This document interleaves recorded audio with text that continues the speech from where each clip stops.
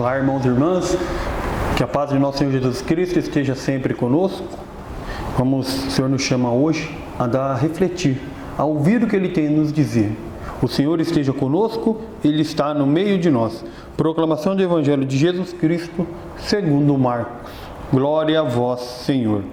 Naquele tempo, os fariseus e alguns mestres da lei vieram de Jerusalém e se reuniram em torno de Jesus. Eles viam que alguns dos seus discípulos comiam pão com as mãos impuras, isto é, sem as terem lavado. Com efeito, os fariseus e todos os judeus só comem depois de lavar bem as mãos, seguindo a tradição recebida dos antigos.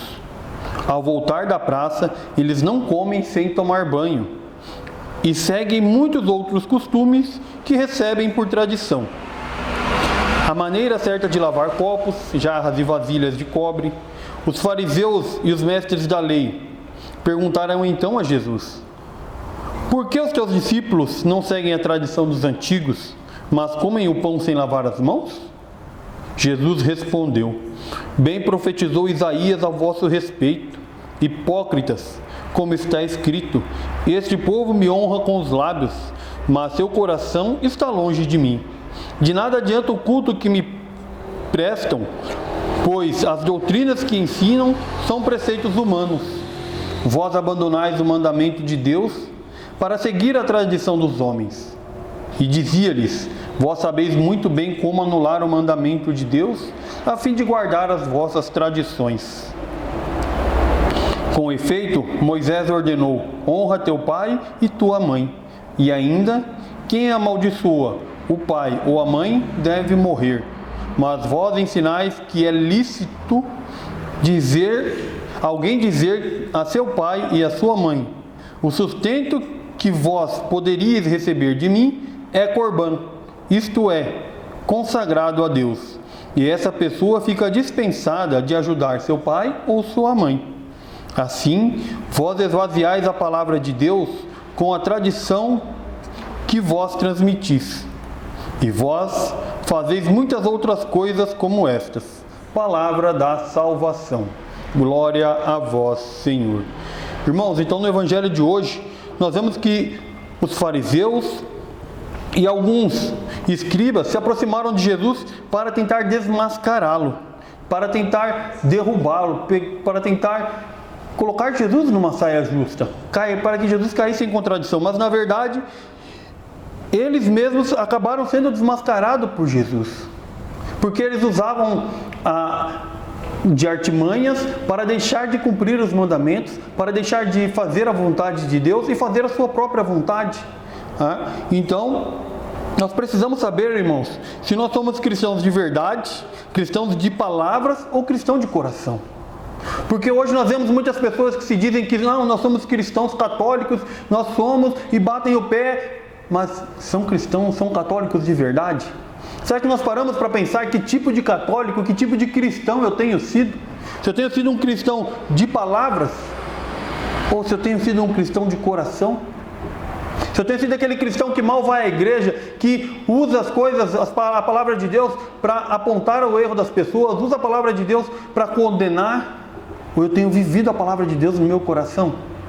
Irmãos, o cristão de palavras é aquele que vive uma religiosidade de cumprimento de preceitos. Eu vou à missa porque já fui à missa, pronto, acabou. Veio aqui, nem participou da missa, não prestou atenção em nada, não viveu, não celebrou a Eucaristia, não viveu aquele momento de comunhão, mas estava lá. Porque eu rezo tantos terços, porque eu faço tantas coisas. Irmãos, mas onde está o amor? Se eu faço tudo isso, mas eu não tenho amor no que eu faço, se eu não faço por amor a Deus, por amor ao próximo, de nada vale. E a palavra continua dizendo, né? E o cristão de palavras é cristão de cumprimento de preceitos, de normas e rituais, que em nada vai se diferir dos rituais de bruxarias, de ocultismo. Se eu sou um cristão de conveniência, eu me deixo guiar por qualquer coisa. Quantas pessoas que são cristãos, que acreditam, que buscam ver adivinhações, horóscopo e tantas outras coisas, mas não confiam na palavra de Deus, não acreditam naquilo que Deus nos promete. Mas, meu irmão, nós somos chamados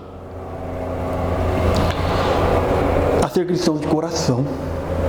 Nós somos chamados a ser aquele que ama a Deus, que ama seus irmãos, que somos chamados a ser templo de Deus, templos do Espírito Santo. Essa é a nossa missão, é a isso que nós somos chamados, a ser a imagem, nós somos criados à imagem e semelhança. Será que eu tenho vivido essa condição de ser imagem e semelhança de Deus? Será que eu já parei para pensar o que é ser imagem e semelhança de Deus?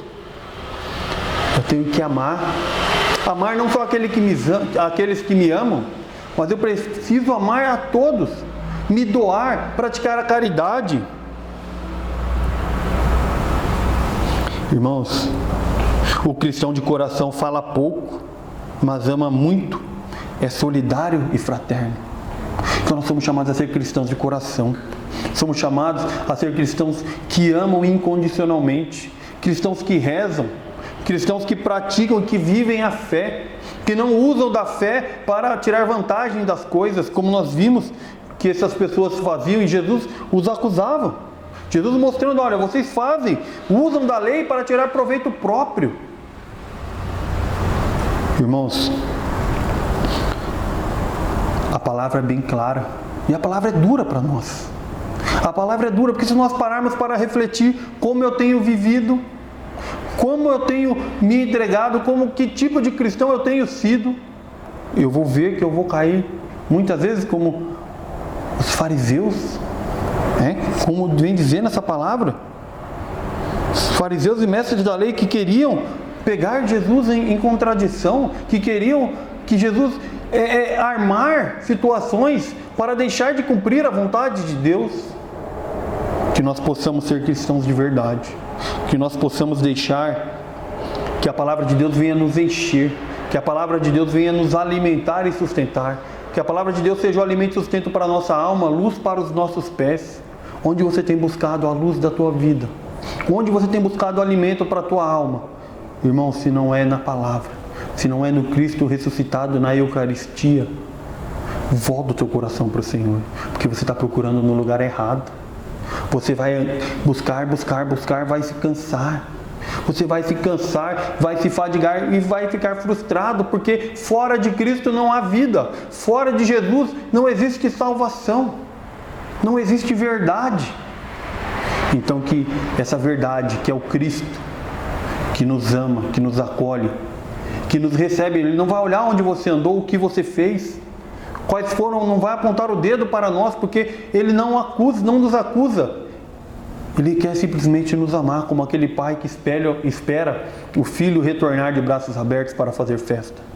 Volte o seu coração para Jesus, volta a tua vida para Deus. Eu não sei qual caminho você tem andado, mas faça uma conversão e volte-se para Jesus, porque Ele te espera. Ele te espera para te amar, para te dar uma vida nova, uma vida de cura, de libertação e principalmente para te amar. Louvado seja nosso Senhor Jesus Cristo, para sempre seja louvado.